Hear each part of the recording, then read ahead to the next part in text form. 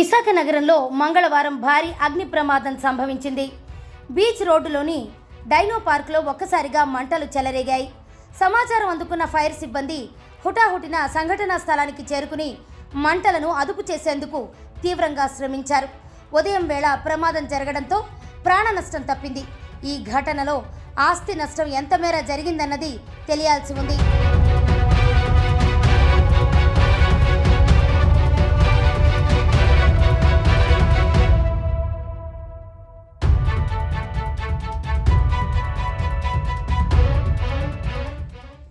Beach రోడ్డులో GVMC నుంచి స్థలాన్ని లీజుకు తీసుకుని కొందరు వ్యక్తులు ఈ డైనో పార్క్ రెస్టో కేఫ్ని నిర్వహిస్తున్నారు.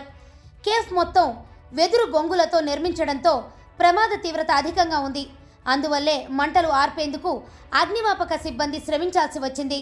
డైనో పార్క్ని పరిశీలించిన రెవెన్యూ అధికారులు, పోలీసులు ప్రమాదానికి గల కారణాలపై ఆరా తీశారు.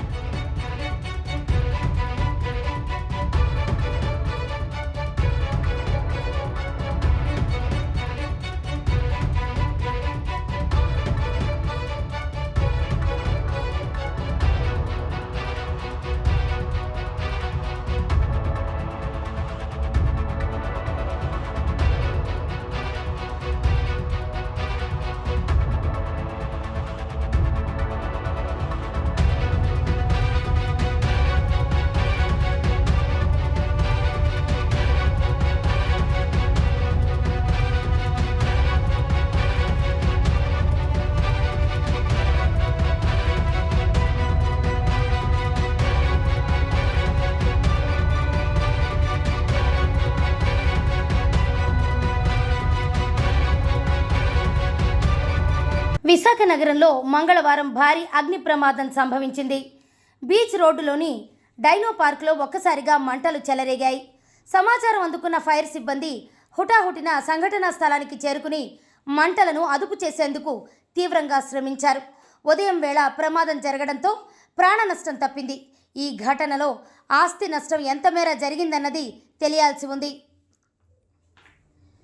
బీచ్ రోడ్డులో జీవీఎంసీ నుంచి స్థలాన్ని లీజుకు తీసుకుని కొందరు వ్యక్తులు ఈ డైనో పార్క్ రెస్టో కేఫ్ని నిర్వహిస్తున్నారు.